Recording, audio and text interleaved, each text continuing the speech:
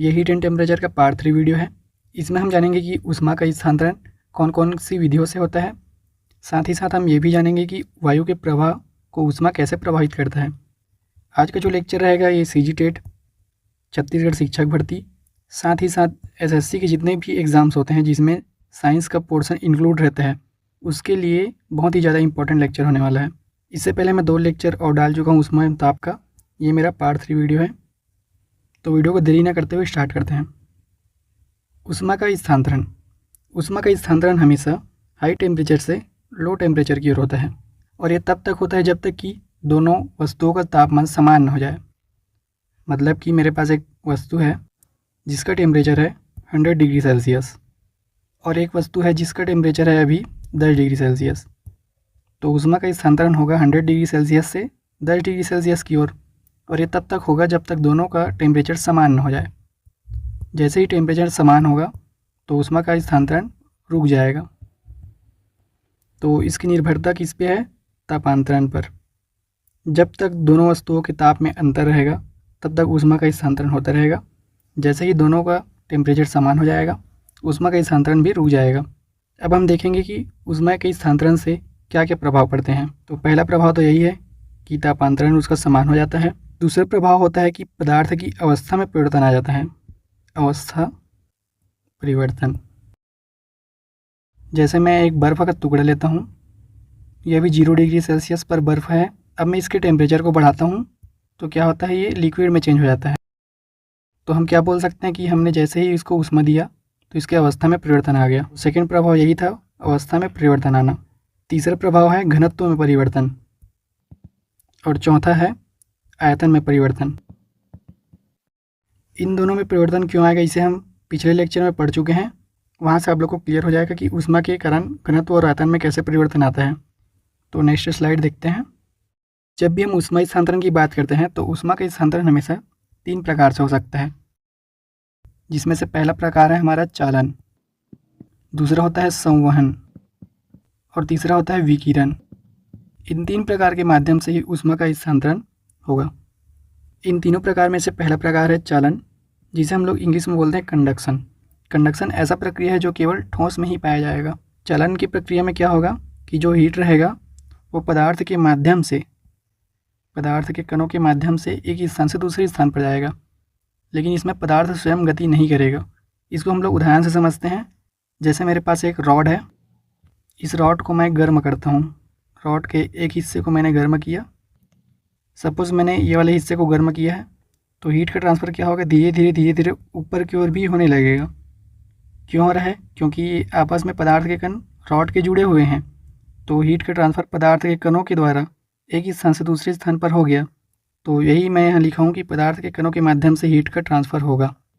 अब मैं आगे और लिखा हूँ कि पदार्थ स्वयं गति नहीं करेगा। ये जो रॉड है उसका एक अणु यहाँ है और दूसरा अणु यहाँ है, तो क्या ये अणु यहाँ से उठकर यहाँ गया है? नहीं गया है।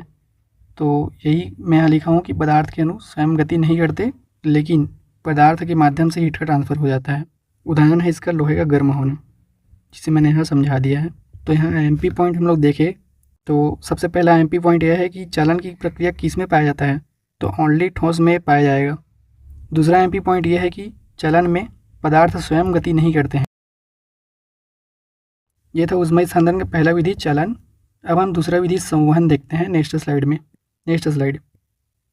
ऊष्मा स्थानांतरण की दूसरी विधि है संवहन, जिसे हम लोग बोलते हैं कन्वेक्शन। संवहन ऐसी प्रक्रिया है जो द्रव और गैस दोनों में पाया जाएगा। यह ठोस में नहीं पाया जाता। संवहन क्यों नहीं पाया जाता मैं आगे डिस्कस करूँगा। संवहन में क्या होगा, जो हीट रहेगा उसे पदार्थ स्वयं गति करके एक स्थान से दूसरे स्थान पर ले जाएगा। इसको हम लोग उदाहरण से समझते हैं। जैसे कि मैं इस जार में मैंने लिया है पानी। अब इस जार को मैं नीचे से गर्म करता हूँ, तो अब क्या होगा कि जो नीचे के जल के अणु हैं ये गर्म होंगे और ये ऊपर की ओर जाएंगे, और जो यहाँ पास के अणु हैं जो ठंडे हैं वो नीचे की ओर आएंगे। मतलब कि जो नीचे के अणु हैं वो गर्म होकर ऊपर जा रहे हैं और हीट को साथ में अपने ले जा रहे हैं। तो यही चीज़ यहाँ मैं लिखा हूँ, पदार्थ स्वयं गति करके हीट को एक स्थान से दूसरे स्थान पर ले जा रहे हैं, जिसका एग्जाम्पल ये मैंने दिया है, पानी को गर्म करना। दूसरा एग्जाम्पल यहाँ मैंने लिख दिया है कि गर्म गुब्बारे का ऊपर उठना। जैसे गुब्बारा है बड़ा सा, यहाँ पास एक बर्नर लगा रहता है। अब ये बर्नर जो यहाँ पास की हवा रहेगा उसे गर्म करेगा। जैसे ही हवा गर्म हो गई ऊपर की ओर जाएगा और ऊपर का ठंडा हवा नीचे की ओर आएगा, जिससे धीरे धीरे प्रक्रिया चलता रहेगा और गुब्बारा हवा में उड़ने लगेगा। तो यही था संवहन। अब हम लोग देखेंगे नेक्स्ट टाइप ऊष्मीय स्थानांतरण का, जिसे हम लोग कहते हैं विकिरण। ऊष्मीय स्थानांतरण की तीसरी विधि जिसे हम लोग बोल रहे हैं विकिरण, इसे इंग्लिश में बोलते हैं रेडिएशन। इसमें क्या होता है, हीट का ट्रांसफ़र बिना किसी माध्यम से एक स्थान से दूसरे स्थान पर हो जाता है। जैसे कि सूर्य की ऊष्मा का पृथ्वी तक पहुंचना। जैसे सूर्य है, सूर्य पृथ्वी से बहुत दूर है और ये पृथ्वी है। अब सूर्य से रेडिएशन के रूप में ऊष्मा पृथ्वी तक आ रहा है। सूर्य और पृथ्वी के बीच कोई माध्यम है क्या? हमें पता है कि स्पेस में कोई भी माध्यम नहीं होता, फिर भी ऊष्मा का स्थानांतरण सूर्य से पृथ्वी की ओर हो रहा है। तो अब सवाल उठता है कि ऊष्मा का स्थानांतरण सूर्य से पृथ्वी तक क्यों हुआ? तो इसका आंसर है विकिरण। तो यही एग्जाम्पल मैंने यहाँ लिख दिया है, सूर्य की ऊष्मा का पृथ्वी तक आना। इस पूरे स्लाइड का दो सबसे इंपॉर्टेंट पॉइंट हम नोट कर लेते हैं। पहला पॉइंट है कि ऊष्मा स्थानांतरण की दर सबसे अधिक जिसमें होता है वो है विकिरण। दूसरा पॉइंट ये है कि हमें ऊष्मा को स्थानांतरित करने के लिए माध्यम की आवश्यकता हो ऐसा जरूरी नहीं है। बिना किसी माध्यम के भी हम ऊष्मा का स्थानांतरण एक स्थान से दूसरे स्थान पर कर सकते हैं, और उसका उदाहरण रहेगा विकिरण। Next slide. अब यहाँ मैंने कुछ एमपी पॉइंट्स लिखे हुए हैं जिसे आप लोग याद कर लीजिएगा। पहला पॉइंट है चलन से संबंधित नियम है। चलन से संबंधित नियम पूछे हमें तो हम लोग बताएंगे फूरियर का नियम। ये दरअसल घटना चक्र के एमसीक्यू में दिया हुआ है, तो मैंने इसको यहाँ इंक्लूड कर दिया है। दूसरा है धातु छड़ को गर्म करने पर ऊष्मा फैलता है। धातु छड़ को हम लोग गर्म करेंगे तो ऊष्मा किसके द्वारा फैलेगा? चलन के द्वारा। तीसरा पॉइंट है मोटर कार का रेडिएटर संवहन के सिद्धांत पर कार्य करता है। चौथा पॉइंट है बल्ब के अंदर ऊष्मा संवहन के कारण फैलेगा। पांचवा पॉइंट है ऊष्मा के स्थानांतरण के लिए माध्यम की आवश्यकता हो ऐसा आवश्यक नहीं है। ऊष्मा का स्थानांतरण माध्यम के बिना भी हो सकता है, जैसा कि हम लोग पीछे पढ़े हैं अभी। अब ये नया पॉइंट है वायु का प्रवाह उच्च वायुदाब से निम्न वायुदाब की ओर होता है। इसको हम लोग डिटेल में भी आगे पढ़ेंगे। Next slide. जलीय समीर। जलीय समीर क्या होता है उसे समझने के लिए मैं एक चित्र बनाया हूँ। पीछे हमने जो पॉइंट पढ़ा है उसी से रिलेट करते हुए इसे हम समझेंगे। दिन के समय में सूर्य का ताप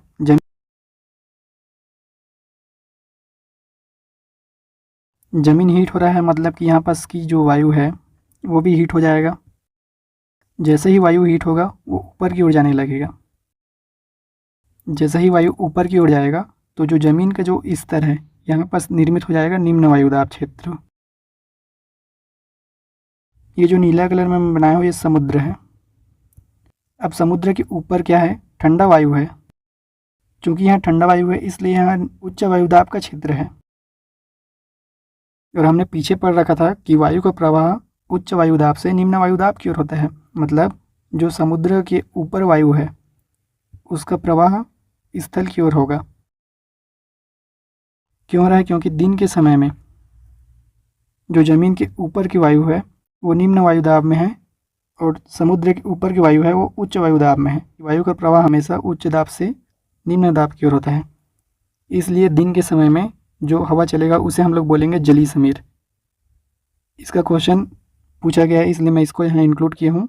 इसमें पूछा गया था कि जलीय समीर कब प्रवाह होता है, तो उसका आंसर देना है हमें दिन में। जलीय समीर की दिशा क्या होगा?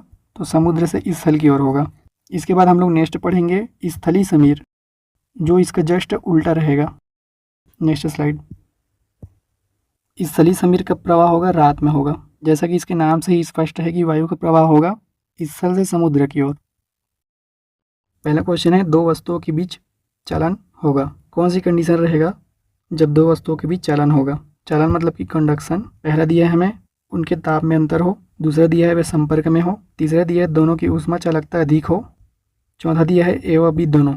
तो कौन सा हमारा आंसर होगा? जैसा कि हमें पता है कि चलन होने के लिए जरूरी है कि उसमें तापांतरण हो, तो पहला पॉइंट तो सही है। चलन कब होगा? जब दो वस्तुएं संपर्क में हो। तो दूसरा पॉइंट भी सही है, तो हमारा आंसर हो जाएगा डी।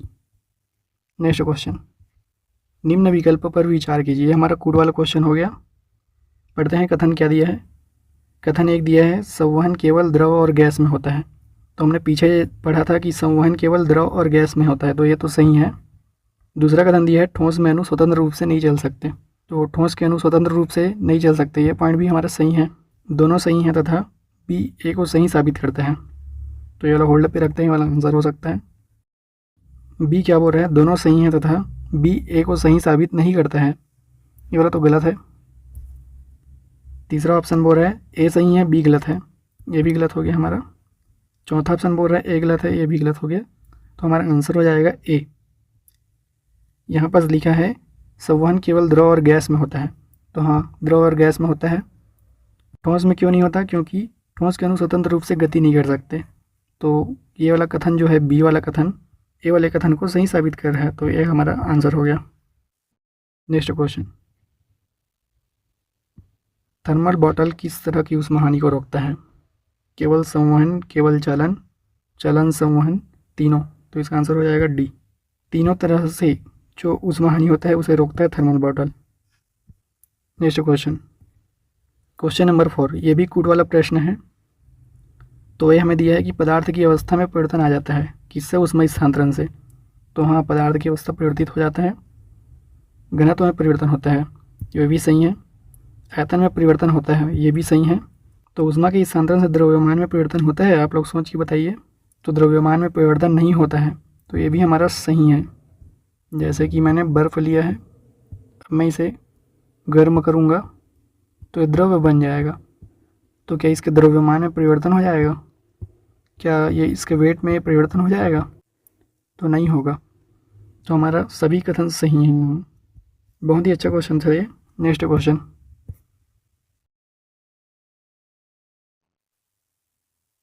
क्वेश्चन नंबर 5, ऊष्मा स्थानांतरण की दर सबसे अधिक किस में होता है। इसको मैंने आप लोग को पीछे बताया था कि विकिरण में सबसे अधिक ऊष्मा की स्थानांतरण की दर होता है, तो इसका आंसर हो जाएगा सी। इस वीडियो का जो PDF है उसे मैं अपने टेलीग्राम चैनल पर अपलोड कर दूंगा, जो कि फ्री ऑफ कॉस्ट रहेगा, जिसे देखकर आप अपने नोट्स कंप्लीट कर सकते हो। यदि आप लोगों को नोट्स नहीं बनाना है तो आप लोग मेरे से कॉन्टेक्ट कर सकते हो। आप लोगों को PDF नोट्स अवेलेबल करा दिया जाएगा, जिसके लिए आपको 50 रुपीज़ पेमेंट करने होंगे। आप लोग मुझसे कॉन्टेक्ट करने के लिए मेरे इस नंबर पे मैसेज कर देना हाय करके। यदि वीडियो अच्छा लगा हो तो चैनल को सब्सक्राइब कीजिएगा। Thanks for watching.